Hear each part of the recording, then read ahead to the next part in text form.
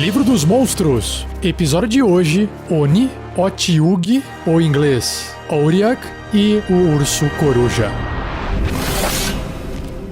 Regras do D&D 5e. Uma produção RPG Next.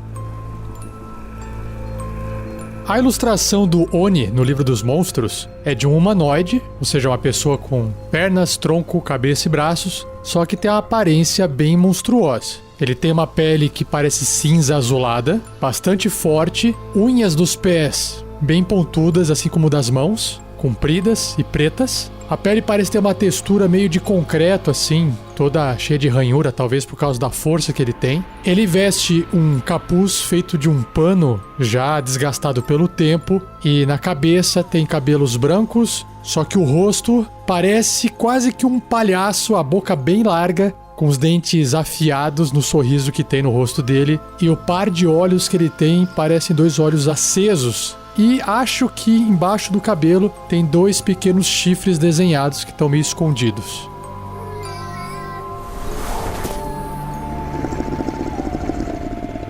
E o livro descreve o seguinte: nas canções de Ninar, os Oni são bichos papões assustadores que assombram os pesadelos das crianças e adultos, mesmo eles sendo muito reais e sempre famintos. Eles consideram os bebês humanos especialmente deliciosos. Um Oni se parece com um ogro demoníaco, com pele azulada ou esverdeada, cabelos negros e um par de pequenos chifres de marfim brotando de suas testas. Na ilustração o cabelo tá branco. Seus olhos são pretos com pupilas surpreendentemente brancas, e seus dentes e garras são pretos como azevite, ou azeviche, que é o nome de um minério extremamente preto.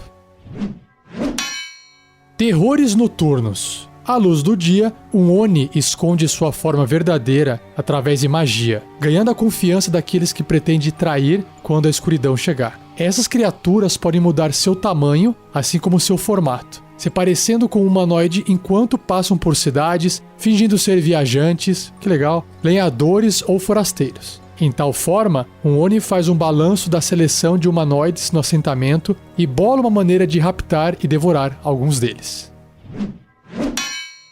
Ogros magos. Os Oni são às vezes chamados de ogros magos devido à sua habilidade mágica inata. Apesar de terem apenas uma relação distante com ogros verdadeiros, eles partilham dos hábitos dos ogros de juntar forças com outras criaturas malignas. Um Oni serve um mestre sem fazê-lo se mostrar lucrativo ou se lhe for concedida uma luxuosa casa bem protegida. Os Oni cobiçam magia e eles trabalham para magos malignos e bruxas em troca de itens mágicos úteis. E para fechar a sua descrição, tem um pedacinho de papel deixado aqui no livro com uma anotação escrita à mão, que é uma rima infantil, então eu vou fazer a leitura dela primeiro em inglês, porque ela vai rimar, depois eu faço a tradução. Em inglês, a rima infantil é a seguinte: Lock the door, blow out the light. The hungry Oni haunts the night. Hide and tremble, little one. The Oni wants to have some fun. Hear it scratching on the door. See its shadow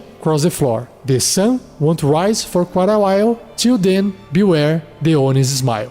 E aí em português fica: tranque a porta, apague a luz. O faminto Oni assombra a noite. Esconda-se e trema, pequenino. O Oni quer se divertir. Ouça-o arranhando a porta. Veja sua sombra cruzar o chão. O sol não vai nascer por um bom tempo. Até lá, cuidado com o sorriso do Oni.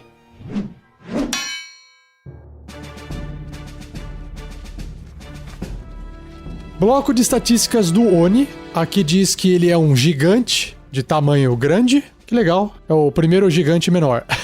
Ou seja, ele é tamanho de um ogro, né? E a tendência é leal e mal. Sua classe de armadura é 16 e ele tem uma cota de malha, uma chainmail. Pontos de vida 110, caramba, bastante, hein? E o seu deslocamento é 30 pés, 9 metros e voa.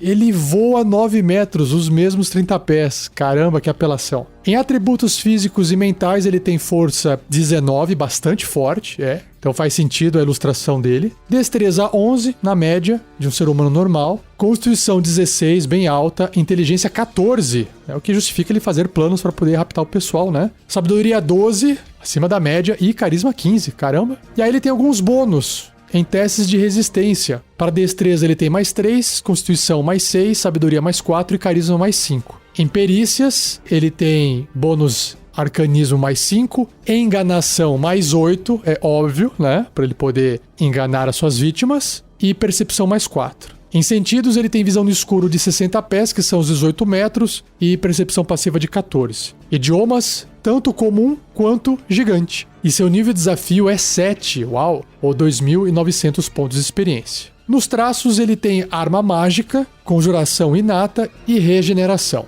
Arma mágica diz que o ataque de arma de um Oni é mágico. Já eu chego lá, quando chegar nas ações. Conjuração inata, a habilidade de conjuração de um Oni é o carisma, com uma CD de resistência de magia 13, mais 5 para atingir com ataques de magia. E ele pode conjurar inatamente as seguintes magias sem necessidade de componentes materiais. Então, à vontade, ele pode fazer escuridão e invisibilidade. Uau, à vontade, caramba! E uma vez por dia, cada uma dessas magias aqui. Cone de frio, enfeitiçar pessoa, faz todo sentido. Forma gasosa, caramba, para poder entrar com facilidade nos lugares. E sono, nossa, que massa, que legal. E, por fim, o traço de regeneração diz que o Oni recupera 10 pontos de vida no início de cada um dos seus turnos, se tiver pelo menos um ponto de vida. Basicamente, ele está regenerando 10 pontos de vida a cada 6 segundos. Em 1 minuto, 60 pontos de vida. Ou seja, é uma super regeneração. Muito legal. Então, se ele resolver fugir, ele gastou ali 1 minutinho em algum lugar, ele já recuperou mais da metade dos pontos de vida dele. Caramba, forte, hein? E em ações, ele tem ataques múltiplos, uma ação de garra, se ele estiver na forma de Oni apenas. Aí ele tem uma arma que é a Glaive, que é aquela lança com uma espada na ponta, para resumir, e a ação de alterar a forma. Então a Glaive vai ser um ataque mágico, né?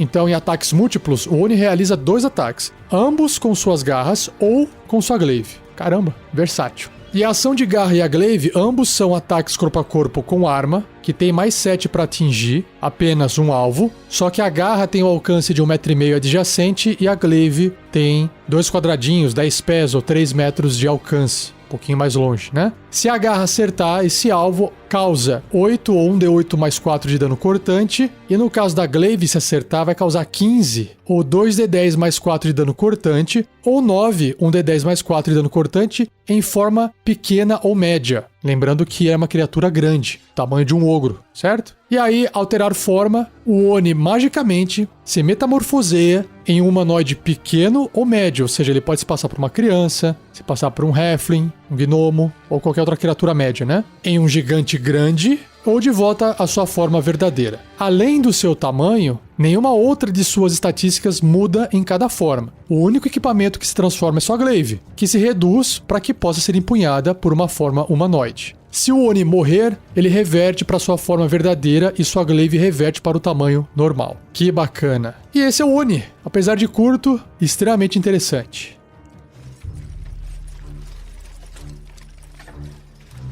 Ideia de aventura. Olha só, não é difícil de inserir o Oni em uma aventura, só tem que tomar cuidado com o nível de desafio dele, né? Mas, gente, ele basicamente é um psicopata serial killer. Se você se inspirar, agora tá na onda do Lázaro, né? O Lázaro pode ser um Oni que está metamorfoseado em humanoide, mas quando ele encontra uma família, ele se transforma num monstrão grande, forte e mata as pessoas. Acho que eu peguei pesado agora, né? Mas é a vida. Então, imagine que você está numa aventura, que os aventureiros chegaram numa cidade. Eu acho que aventureiros de nível 2, nível 3, já seria um baita desafio lutar contra o Oni de nível 7. Como se fosse um monstro solo. Dá pra fazer um episódio investigativo, à lá seriados do Supernatural, ou qualquer um que imite aí alguma coisa de Sherlock Holmes. E aí o pessoal daquela cidade, que tem que ser uma cidade que recebe visitantes de vez em quando, né? Porque ficaria um pouco estranho ter um Oni ali muito tempo na cidade matando todo mundo, uma hora não ia sobrar ninguém pra ele matar, né? Então tem que ser uma coisa mais recente. E aí o fato é de que o Oni se transformou num humanoide de tamanho pequeno ou médio e ele tá conseguindo fazer algumas vítimas por um tempo como se tivesse um serial killer. Jack Estripador, né? Será que ele matou uma pessoa conhecida na cidade e ele assumiu a forma daquela pessoa e tá se passando por aquela pessoa por um tempo? Ele tem inteligência 14, sabedoria 12. Pra ele é fácil se mesclar. Enganação mais 8, né? Ele não precisa ter substituído uma pessoa super importante, que aí talvez seria difícil dele manter essa identidade por muito tempo. Mas às vezes ele pode ser simplesmente uma criatura também da alta sociedade e realmente está há algum tempo ali, ocupando aquele cargo. E como ele tem acesso a dinheiro e poder, ele pode matar com mais frequência numa cidade maior. Será que ele mata as prostitutas do local? Será que ele sempre mata a primeira criança que nasce no começo da semana ou na lua cheia? Sabe? É bem estilo serial killer mesmo. Será que esse Oni tem as costas quentes? Será que tem alguém que tem interesse por trás nas ações dele? Pra você justificar ter talvez mais um encontro de combate e não ter só o combate contra o Oni? Se você gosta de colocar mais combates na sua mesa? Pode ser que tenha ali de repente guardas de algum local, ou os aventureiros têm que invadir um local protegido onde eles acham que esse assassino, sei lá, se encontra, e aí de repente, aqui é um lugar privado, não pode entrar, a gente vai entrar, a gente não quer saber. Combate contra a guardinha. Será que os aventureiros vão matar os guardas? Afinal, são pessoas inocentes. Será que eles vão desmaiar todo mundo? Os guardas não são vilões, né? O Oni tá ali disfarçado. Aí uma vez que encontra o Oni, imagina você fazendo a transformação dele. Pode até começar, talvez, lutando contra o Oni numa forma humanoide pequena. E aí, de repente, quando ele perde metade da vida, ele se esquenta e se transforma. Estilo chefão de fase de videogame. Olha só que ideia simples, nada original, mas divertida. Se você também tiver uma ideia e quiser compartilhar, já sabe, fórum do RPG Next. Seja você também um guerreiro ou uma guerreira do bem. Para saber mais, acesse padrim.com.br/rpgnext ou picpay.me/rpgnext.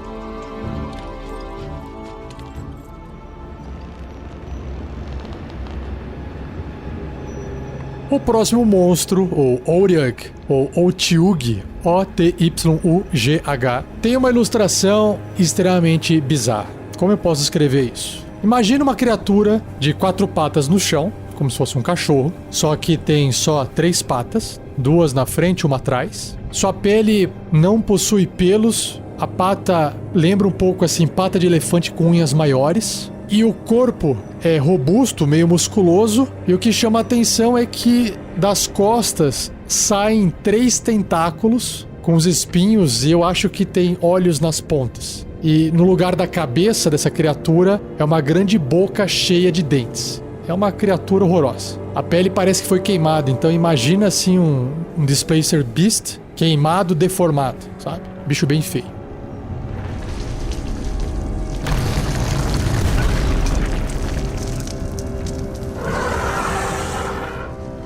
E o livro descreve o seguinte: um Otyugh é uma grotesca criatura bulbosa sustentada por 3 pernas robustas, com olhos e nariz situados ao longo de uma haste flexível que serpenteia todo o seu corpo inchado. 2 tentáculos terminados em apêndices em forma de folhas espinhosos que o Otyugh usa para levar a comida até sua boca aberta. Então, dos 3 tentáculos que ele tem, um deles tem olhos nas pontas, mas não tem muitos espinhos, e os outros 2 têm bastante espinho. Bem nojentão. Um Otyugh se enterra embaixo de montes de vísceras e carniça, deixando apenas sua haste sensorial exposta. Quando uma criatura comestível aparece, os tentáculos de Otyugh emergem da imundície e a agarram. Os Otyughs aproveitam ao máximo cada oportunidade para emboscar e devorar uma presa. Eles usam uma forma limitada de telepatia para incitar criaturas racionais em direção aos seus covis, às vezes fingindo ser outra coisa.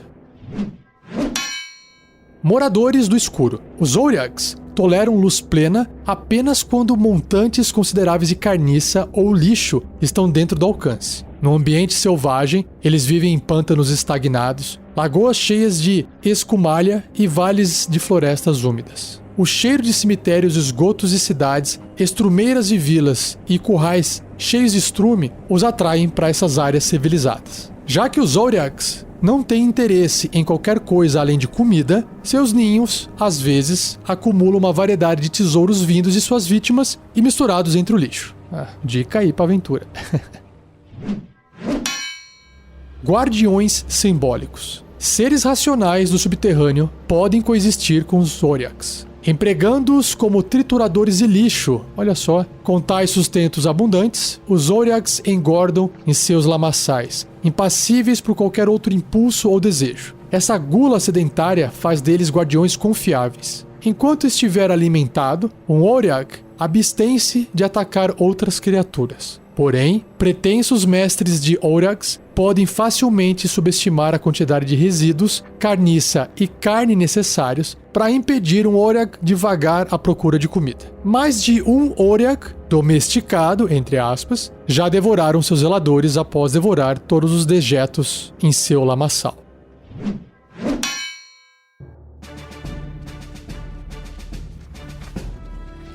Zodiac é uma aberração grande, uau, então o tamanho de um cavalo. E o alinhamento é neutro, não é sem alinhamento, ele é neutro. Sua classe de armadura é 14, uma armadura natural. Pontos de vida 114, caramba. Deslocamento 9 metros ou 30 pés. Atributos físicos, ele tem força 16, fortinho, destreza 11 e constituição 19, uau, altíssima. E nos atributos mentais ele tem inteligência 6, não é tão boa assim para um bicho, tão escroto, né? Mas ainda tem uma inteligência animalesca. Sabedoria 13, que representa provavelmente um instinto, e carisma 6. Em testes de resistência ele tem constituição mais 7, sentidos ele tem visão no escuro de 120 pés, que é a maior que tem, de 36 metros. Percepção passiva de 11, idioma, ele tem idioma. É por isso que ele usa aquela telepatia restrita lá. O próprio idioma é o nome dele, Zodiac. E seu nível de desafio é 5, ou 1.800 pontos de experiência. Caramba, ele tem muita vida pro nível de desafio dele. Que legal. E aí ele tem um traço que é a telepatia limitada. O Zodiac pode magicamente transmitir mensagens e imagens simples para qualquer criatura a até 36 metros dele, que são 120 pés, que possa compreender um idioma. Essa forma de telepatia não permite que a criatura receptora responda telepaticamente, não há uma troca, ele só consegue enviar. Interessante, interessante. Então aqui ele consegue imitar pessoas, às vezes pedindo por socorro, né? Em ações ele tem ataques múltiplos, a ação de mordida, de tentáculo e pancada com tentáculo. Em ataques múltiplos, o Zodiac realiza 3 ataques, 1 com sua mordida e 2 com seus tentáculos. A mordida e o tentáculo são ataques corpo a corpo com arma, ambos têm mais 6 para atingir apenas um alvo, a mordida é adjacente e o tentáculo é mais longe, vai mais longe, tem 3 metros ou 2 quadrados, 10 pés de distância. Se a mordida acertar, causa 12, uau, ou 2d8 mais 3 de dano perfurante. E se o alvo for uma criatura, ela deve ser bem sucedida num teste de resistência de constituição com dificuldade 15 contra a doença ou ficará envenenada até a doença ser curada. Então não importa o tamanho dessa criatura. A cada 24 horas passadas, o alvo deve repetir esse teste de resistência, reduzindo o seu máximo de pontos de vida em 5 ou 1d10 em uma falha. Caramba, então pode matar a criatura depois. A doença é curada com um sucesso, certo? O alvo morre se a doença reduzir seu máximo de pontos de vida a 0. Essa redução no máximo de pontos de vida do alvo dura até a doença ser curada. Ou seja, até ele passar no teste ou alguém fazer alguma magia que remove doença. Que massa, que legal. A outra ação é o tentáculo, que se acertar o alvo, causa um dano de contusão de 7 ou 1d8 mais 3 pontos e mais 4 ou 1d8 de dano perfurante. Além da pancada, perfura porque tem uns espetos na ponta. Se o alvo for médio ou menor, ele é agarrado, com uma dificuldade de 13 para escapar. E fica impedido, né? Não pode sair do lugar, até o agarrão terminar. O Zodiac possui 2 tentáculos e cada um pode agarrar um alvo. E a última ação, que é a pancada com tentáculo. O Zodiac golpeia as criaturas agarradas por ele, uma nas outras, ou em superfícies sólidas, imagina a cena. Cada criatura deve ser bem sucedida num teste de resistência de constituição com dificuldade 15 ou sofrerá 10 ou 2d6 mais 3 de dano de contusão e ficará atordoada, até o final do próximo turno do Zodiac. Com um sucesso nesse teste de resistência, o alvo sofre metade do dano de contusão e não fica atordoado. Caramba, mas ainda tem que escapar para poder parar de receber essa ação na cabeça. Muito bom.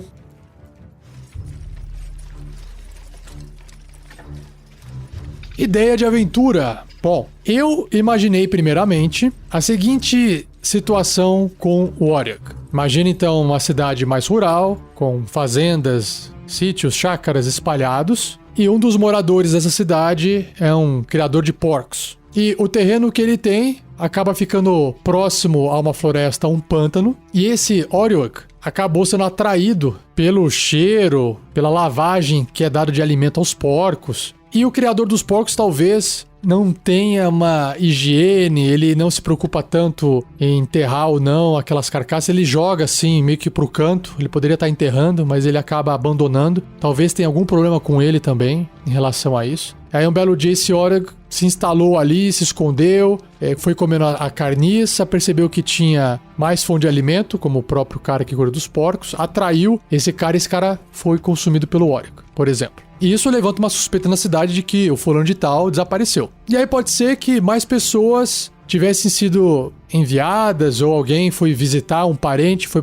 pesquisar onde que ele estava e o Warwick saiu de lá, que comeu tudo e voltou pro pântano, por exemplo. E aí o pessoal encontrou um rastro com uma pata estranha no chão. Isso levanta ali rumores de que alguma coisa estranha está saindo do pântano. Um rastro com 3 patas. Então não é nada que anda em 4 patas. Será que é um ser humano, um monstro diferente? O que será que é? Então, criar um suspense por trás do monstro é a parte mais legal. E aí eu acho que isso é só o background da história, tá? E aí pode ser que algumas pessoas da cidade foram seguir esse rastro e nunca mais voltaram. Ou os que voltaram machucados. Eles foram atacados no escuro, então não viram a criatura direito. E estão doentes. Alguns morreram da doença da mordida da criatura. Talvez um outro esteja prestes a morrer quando os aventureiros chegam ali pra ajudar. Então dá pra criar, assim, quase que um filme de terror, né? Lembra aquele filme com o Kurt Russell, The Thing? Inclusive a ilustração do Warwick, assim, é bem parecido com aquelas criaturas que copiavam, né, os seres humanos e depois se revelavam. Bem parecido. Meio cutulesco, assim, inclusive. E aí essa investigação e ir atrás dessa criatura pode ser uma coisa do tipo, ó, a gente pagou pra você, ou se vocês conseguirem ir até lá, tem algumas recompensas. O pessoal que entrou portava alguma coisa, talvez possa ter alguma coisa de valor lá, enfim. Ou até um grupo de aventureiros que chegou antes e foi enviado pra lá, porque afinal de contas, um monstro de nível desafio 5 daria conta de matar um grupo de aventureiros de nível 1, né? Será que esse novo grupo de aventureiros de nível 1 vai conseguir dar conta? Se eles conseguirem dar conta, eles conseguem encontrar algumas recompensas dos outros aventureiros. Então tá aí mais uma one shot sinistra que dá pra fazer com esse monstro. Se você também tiver uma ideia, compartilhe no fórum do RPG Next.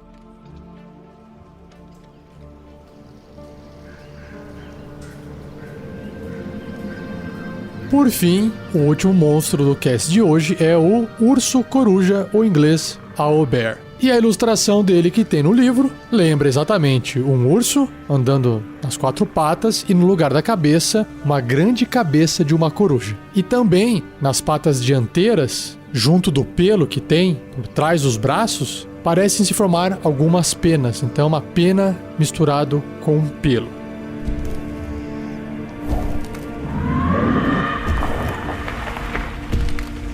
Urso Coruja. O guincho de um urso coruja ecoa pelos vales escuros e florestas tenebrosas, penetrando a noite calma para anunciar a morte de sua presa. Penas cobrem a pelagem grossa do seu corpo ursino e as pupilas límpidas de seus grandes olhos redondos fitam furiosamente de sua cabeça de coruja. E de fato, os olhos gigantes de coruja ele também tem.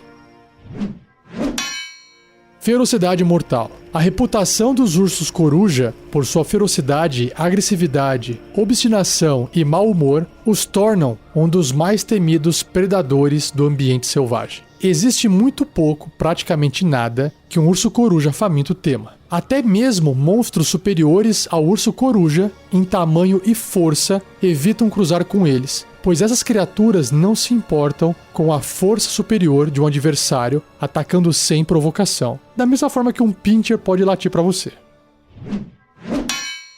Predadores excepcionais. Um urso coruja emerge de sua toca por volta do pôr do sol e caça nas horas mais escuras da noite, piando ou guinchando para declarar seu território, para procurar um companheiro ou para apavorar as presas no seu território de caça. Estas são tipicamente florestas familiares ao urso-coruja, densas o suficiente para limitar as rotas de fuga de suas presas. Um urso-coruja faz sua toca em uma caverna ou ruína repleta de ossos de suas presas. Ele larga mortos parcialmente devorados atrás da sua toca, armazenando porções de carcaças entre as rochas, arbustos e árvores ao redor. O cheiro de sangue e carne apodrecendo fica mais forte próximo do covil de um urso-coruja, atraindo coletores e assim juntando mais presas. Os ursos-coruja caçam sozinhos ou em casais. Se as presas forem abundantes, uma família de ursos-coruja pode permanecer junta por mais tempo que o necessário para criar seus filhotes. Do contrário, eles se separam assim que os jovens estiverem aptos a caçar. Seria legal encontrar um filhotinho de urso-coruja, né? Companheiros selvagens. Apesar de serem mais inteligentes que a maioria dos animais, os ursos-coruja são difíceis de domesticar. Porém, com o tempo, comida e sorte suficientes, uma criatura inteligente pode treinar um urso-coruja e reconhecê-lo como seu mestre, fazendo dele um guardião resoluto ou uma montaria rápida e resistente. Caramba, montaria! Povos e assentamentos fronteiriços, remotos, tiveram sucesso até em fazer corridas de urso-coruja, mas os espectadores frequentemente apostam em qual urso-coruja atacará seu domador, como apostariam em qual iria chegar na linha de chegada primeiro. Comunidades élficas encorajam ursos-coruja a fazerem suas tocas debaixo de suas vilas nas copas das árvores, usando as bestas como uma defesa natural durante a noite. Os hobgoblins apreciam ursos-coruja como bestas de guerra e os gigantes da colina e gigantes do gelo, às vezes, mantêm ursos-coruja como animais de estimação. Um urso-coruja faminto pode aparecer numa arena gladiatória, impiedosamente eviscerando e devorando seus adversários perante uma audiência sedenta por sangue. Origem dos ursos-coruja. Estudiosos debatem há muito tempo sobre as origens do urso-coruja. A teoria mais comum é que um mago demente criou a primeira espécime ao cruzar uma coruja gigante com um urso. Porém, elfos veneráveis dizem conhecer essas criaturas há milhares de anos e algumas fadas insistem que os ursos-coruja sempre existiram em Faéria, ou em inglês Feywild. E antes de eu ir para a parte do bloco de estatísticas, o livro também tem aqui uma nota deixada, escrita à mão, que diz o seguinte: a única coisa boa sobre os ursos-coruja é que o mago que os criou provavelmente está morto. Quem deixou esse texto escrito foi um tal de Charchel, Corvo das Sombras, um gnomo professor de ciência transmutativa na Universidade de Morgrey.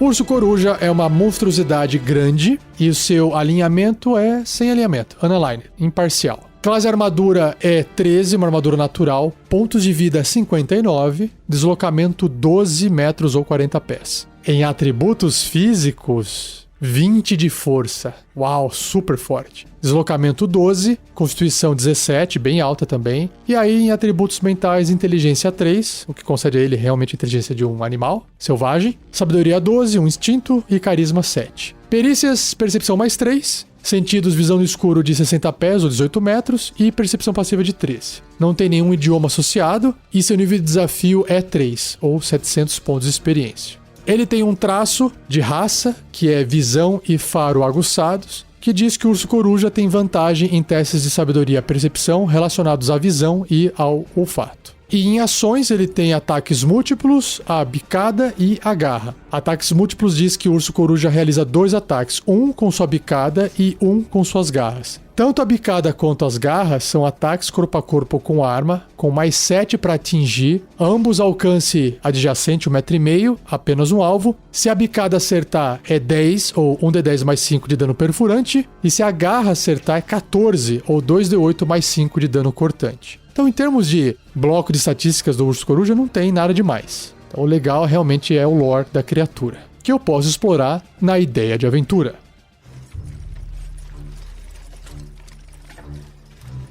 Eu gostei dessa ideia de que o urso-coruja pode estar sendo usado dentro de uma arena de gladiadores. Porque aí os aventureiros, na verdade, não precisa ser uma arena de gladiador. Eles podem estar simplesmente, olha, enfrente esse monstro aí, lute contra esse monstro e mate esse monstro. A gente quer ver se vocês estão prontos ou aptos a fazer uma missão que a gente quer passar para vocês. Pode ser que alguém fique meio assim, meio com o pé atrás e querer matar o bicho, ou será que eu posso lutar sem matar? É uma monstruosidade ou não, mas enfim. Eles precisam fazer aquilo porque faz parte da aventura. Incomodados ou não, o urso coruja é morto ou derrotado, e aí eles são enviados para uma floresta, sei lá. E aí chegando lá, porque eles têm que investigar alguma coisa que está acontecendo lá, enfim, é evidente que eles vão ficar esperando que apareçam mais ursos corujas, né? E o que acontece se aparecer de repente filhotes de urso coruja? Será que eles vão matar? Onde será que tá o pai e a mãe? Não um filhote ali andando, circulando, mas um ovo, né? Será que isso tem valor? Será que não tem? E aí pode ser que eles comecem a perceber que as criaturas, apesar de serem realmente criaturas assim, extremamente agressivas, são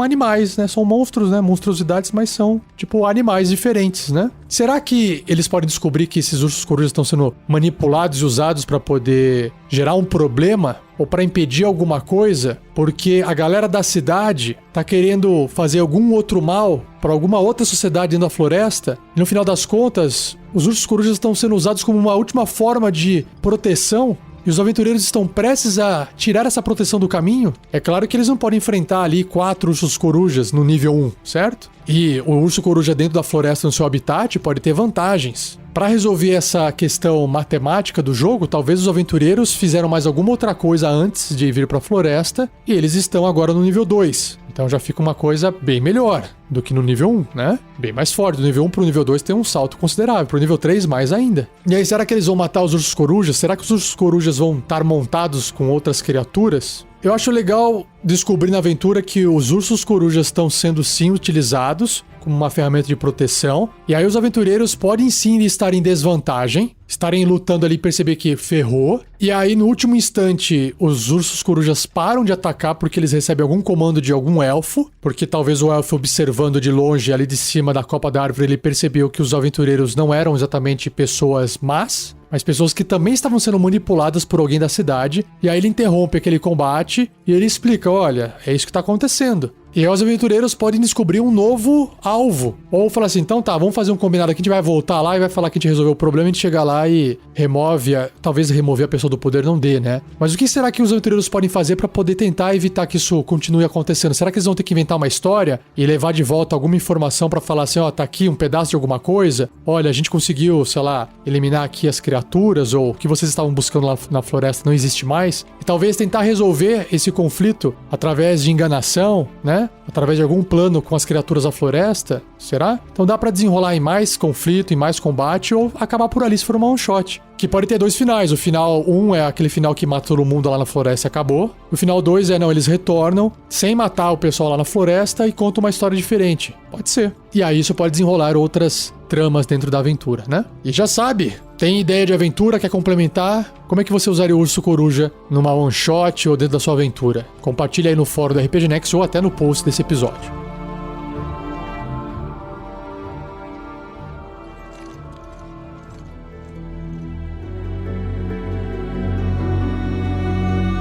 E assim eu encerro mais um episódio do Regras do D&D 5e. Espero que você tenha gostado. Compartilhe, se estiver ouvindo em outro lugar e possa dar um like, dê um like. Agradeça ao Gleico Vieira Pereira, o editor de mais um episódio. E se quiser ajudar no projeto a crescer, auxiliando também no Guerreiros do Bem, a nossa ação social, quiser conhecer mais o que a gente faz, com a galera que doa todo mês pro projeto, você pode acessar padrim.com.br/rpgnext ou picpay.me/rpgnext. São 2 plataformas de financiamento coletivo recorrente, onde você escolhe no Padrim a partir de R$2 por mês. O que são R$2 por mês hoje, né? Nada. Mas você já consegue participar do grupo de padrinhos e receber recompensas com esse valor por mês. E participar de sorteios também. E no picpay.me/rpgnext é a partir de R$5 ou mais. Porque a gente criou essa campanha lá mais tarde e convenhamos, né? R$2 se faz muito pouco. A gente já deixou o padrinho com R$2, a gente não quer mexer nisso. E desde que foi criado, nunca foi mexendo nos valores. Ou seja, desde 2016.